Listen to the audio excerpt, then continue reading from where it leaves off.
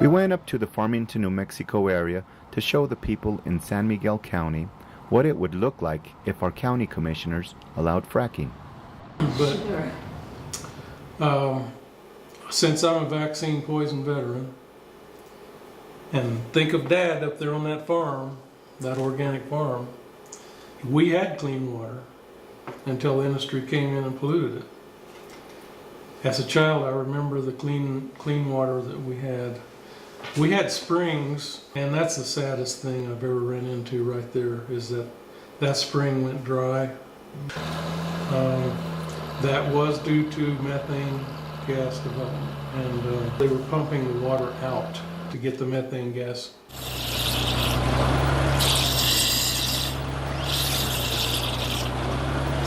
Methane gas is being released here, but you can't see it. You can only see it with an infrared camera. This gas is releasing cancerous substances. If you breathe it, you can get cancer. The release of this gas is not regulated by our federal government. This forces your children and grandchildren to inhale the oil company's toxic solution. Thanks to technology, today's technology, we were able to prove that we had methane gas in our water wells. The water wells, you could actually flame them, light the methane. Well, the sad thing about all that is methane carries benzene and toluene in a lot of cases, carcinogenics. Mm-hmm. So, fortunately, we were able to get the Oil Conservation Division involved, and we had what was called a water fair. And out of 140 water wells tested, I think there was like 40% of them had the methane,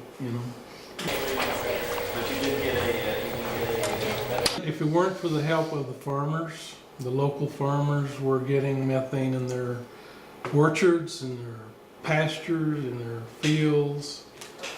If they hadn't cooperated with the Clean Water Coalition, which that's why the Clean Water Coalition was formed. I mean, we had open pit dumping. It was just going right into our subsurface water, Mm-hmm. And it was really an oily, gunky mess. It was going right down into the water tables. That's no longer. I mean, they have to line their pits, and they weren't happy about it. But it seems as though us middle class, grassroots, working class, we have to defend ourselves. So how is your water today? It's not even usable as far as I know. On our farm, it wouldn't be usable. I would just have to say it has been destroyed.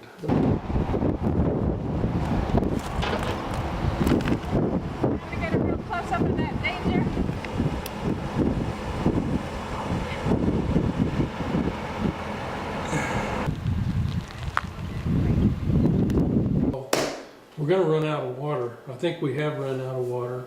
So water is a very, very, very precious commodity. And if your area is at that point and you don't have a big surplus of water, it's pretty insane to go in and just, destroy what your children and your grandchildren's future may be. To frack one well, one time, will use 10 days of our drinking water.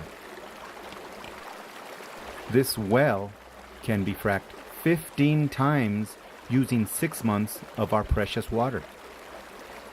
I remember my mother standing at the sink trying to get a drink of water.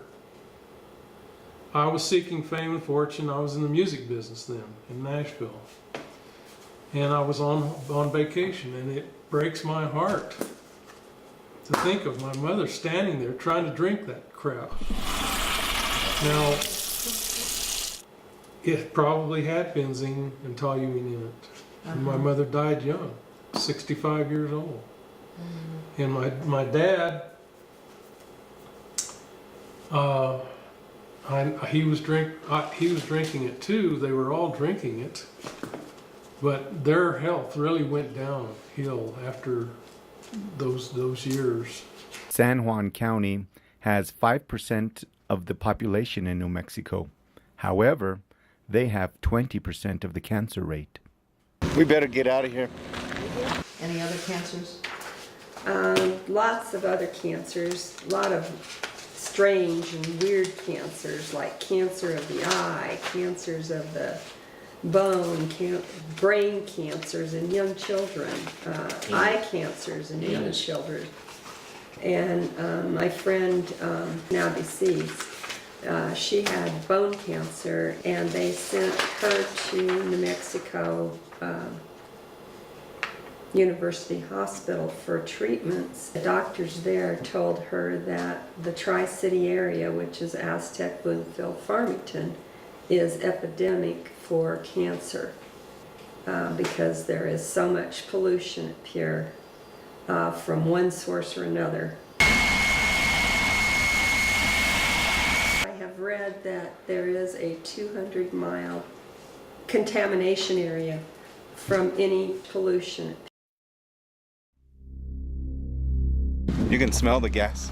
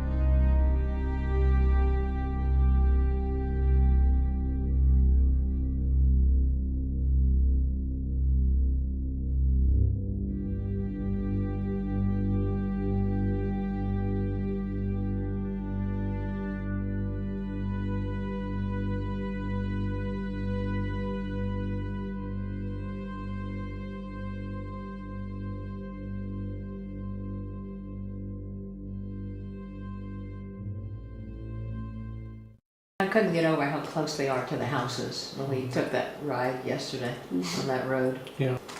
It's unbelievable. They're right in town? Right in town. I mean, Aztec, Farmington, all down the South Side Road down there.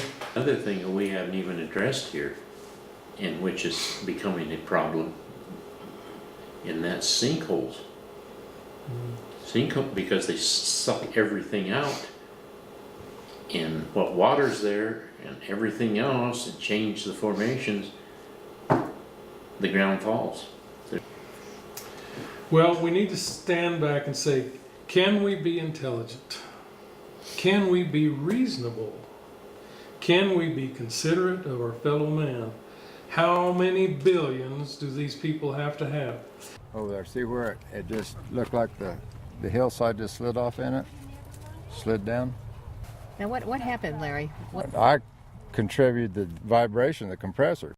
7 compressors they put in this canyon. In this canyon right here, and they I mean, it just echoed all the way up and down through here. And they told us we couldn't do anything about it. And I said, well, we'll see about that. Now, we were in that public hearing with Larry and Carol, trying to get them to put an enclosure around those 1,000 horsepower compressors. They had 80 decibels of noise in their front room.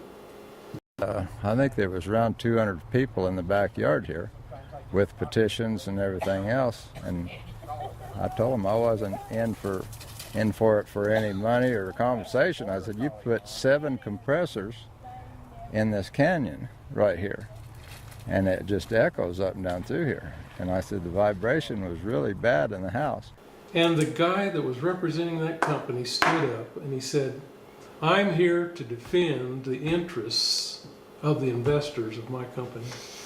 And I blew up. I'm sorry.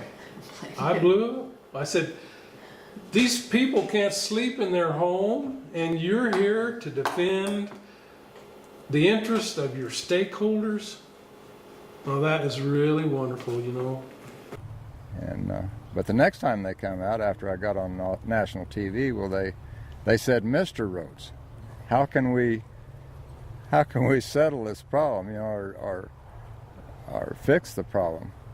Now tell me, what is the situation now, Larry? Well, it hadn't changed a lot. They have quietened it down, and you can still hear it over here. You know, if the wind's just right, at about 2 o'clock in the morning, the wind changes and goes north, and that's when you wake up saying, well, is there a freight train coming through?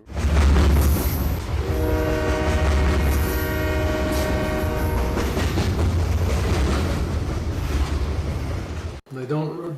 What is the name of that area? Crouch Crouch Mesa. Mesa. Crouch Mesa. Crouch Mesa? Mm-hmm. Uh-huh. How are they taking advantage of those people over there? Put in land farms, putting in the injection wells. It's like a rotten egg smell. Well, that must have been what we smelled when we came. That land farm is stuff that evaporated already into the pits.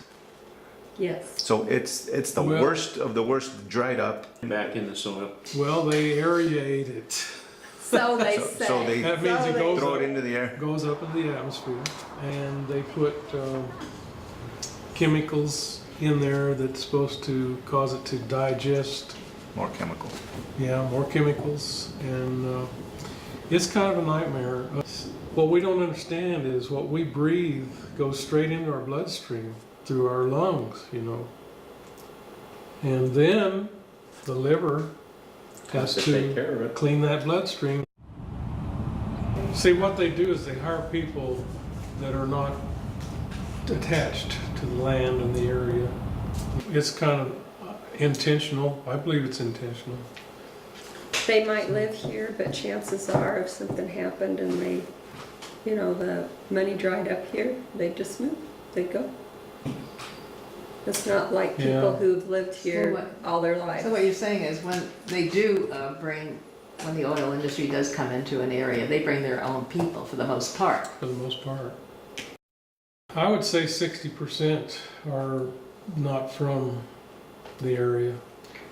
Most of your work comes from, like I said, what they call roustabout crews. Mhm. You know, that just put the equipment on it and they don't care. They haven't, you know, all they're told is go out and set this on the pad, and that's what they do, and they leave. They tie everything in, the gathering lines and so forth, and they're gone, Mhm. you know. But all the planning stages and all this stuff, those people could care less. You That's know. right.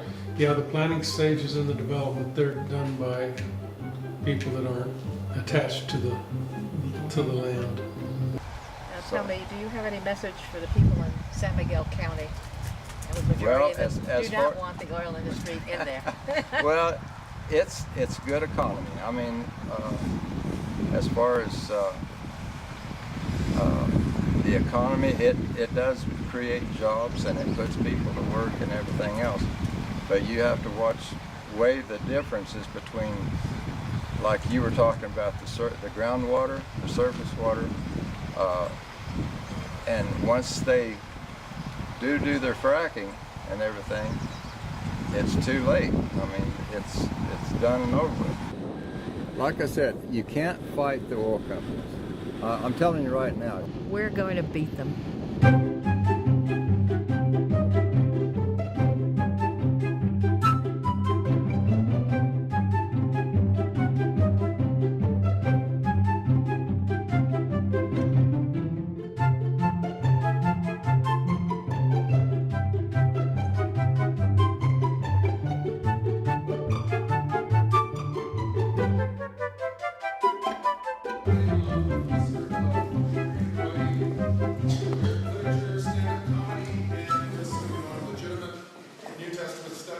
I grew up around oil and gas all my life. I've been inundated with it. It surrounded me. I've been harmed by it, physically, mentally, emotionally.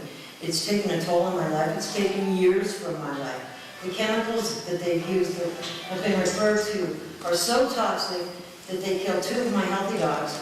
So, and that's what you're gonna get. When they put stuff in our water, when your children start getting sick, when we start getting sick, and the doctor wants to know what's in our system, they are protected, not us. And that's why we cannot let the Pandora's box get open. They will come in, and then they will be unstoppable. Before they come in, we can stop them. Can any of these problems that we're facing be solved through regulation? If you're thinking that regulation's kind of okay, consider this. Every environmental disaster that's happened with big oil has happened within a regulatory environment. Do you think that British Petroleum wasn't regulated when they destroyed the Gulf? Do you think that Exxon wasn't regulated when they took out the Alaska shoreline? Yeah, the Exxon Valdez spill. Regulation does not prevent harm. I can't be held for treason or anything else because I'm a Native American. I'm sovereign Indian, just like those land grant people. See? And when each and every one of you in this room was born, when you were conceived, you were a sovereign entity. But you were brought into a corporation called the United States of America. Yeah. And you were told, this is what you are. And you better damn well be patriotic about it too. Even if we frack in your backyard. Let's give a warm appreciation for all of us here. We can take back our communities. Let me describe a fracking field. This is one thing that we talk about drilling holes in the ground and stuff, but you can't really get a picture until you have seen a map of a fracking field, and I unfortunately don't have one big enough to show you. So I'll try to give you a description. Say they go out here about a mile the other side of the Deep Ib Park, and they put in 56 wells. Those wells will go down and take off on laterals that run 2 miles, and then they will frack them. So when they are finished, folks, this fracking field is all the way from where we are to my house in Romeroville. That's how big this thing is. They're 2 miles in either direction, and the fracking pad where they drill the wells can be as big as a mile square. They are immense. I'd like to now announce Marianne Romero. I was born, raised, and still live in San Miguel County. I'm not a professional speaker, but I come out here wholeheartedly. I was taught at a very young age to respect my environment and Mother Earth. I hold it very dearly to my heart to today. You know, nowadays, today we have this company that says it's bringing prosperity to our community, but they fail to tell you the poison that they bring to Mother Earth, the illness that it causes for your children, yourself, future generations, your grandchildren. Do you want that? Hell no.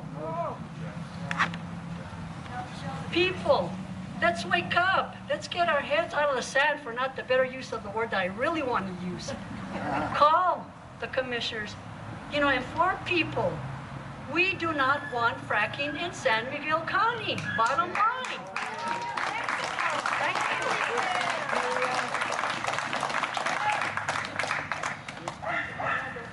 No fracking way in New Mexico. Let's ban this all over the country. It's time we went solar. Nothing that goes on in the county of San Miguel, in the city of Las Vegas, or for that matter, the state of New Mexico, should be done without the total consent and the approval of the citizens of this state. Yeah.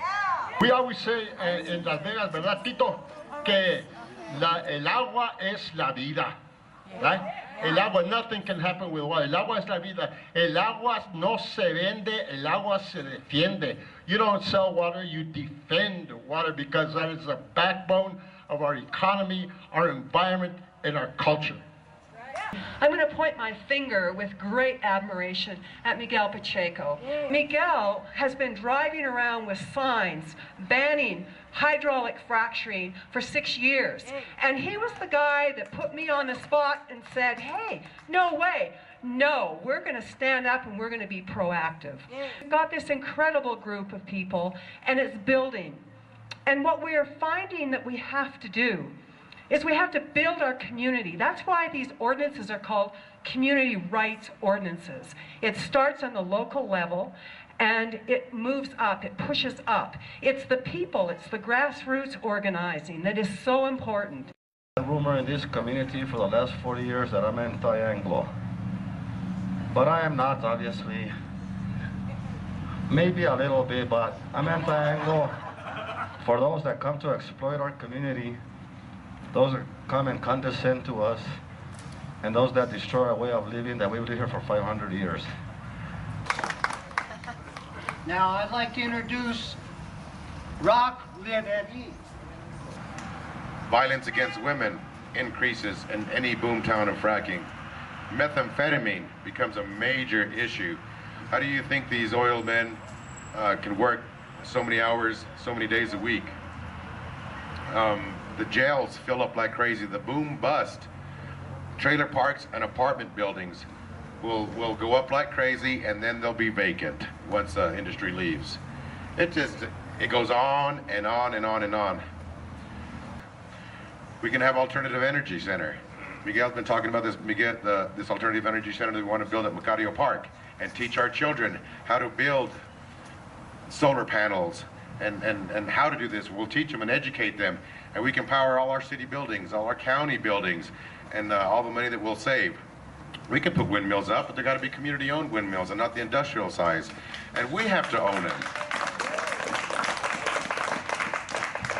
It starts at you voting, you guys going out there, getting your people on board who are going to win those elections. And we had to, in Mona County, had to actually build our own commission to get this community rights in place. What happened was oil and gas was a platform that I ran on. When we passed the oil and gas ordinance, people were asking why I did that. And I said, that was my platform. I said, I told you I was going to do that. Why would you be surprised that I did that? So you get that pushback. You know, you get a lot of politicians, they run on certain platforms and they don't do what they say they're going to do. I consider myself a public servant, not a politician. The Planning and Zoning Committee recommended a 2-year moratorium before allowing fracking into San Miguel County. However, Commissioners Nick Ledger, Marcelino Ortiz, and Ron Ortega voted only for 6 months, while Arthur Padilla and Gilbert Sena felt a 1-year moratorium was necessary. This means that in January 2015, the oil and gas industry will be allowed to drill in San Miguel County.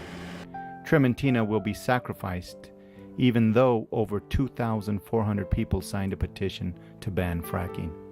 We, the citizens, must not allow this to happen. Our water is at high risk for being poisoned, as well as the air that we breathe. Those commissioners who do not live up to their oath in protecting us must be unseated. We must urge our commissioners to pass a community rights ordinance, as hundreds of other communities have done in the country. This would allow us to take back our rights, which were stolen by the corporations. As my father once said, they don't make any more land, and once it's gone, everything's gone. Como mi papá me dijo, nomás envenenan la tierra, ya no hay modo de hacer tierra nueva. No volveremos a tener tierra pura.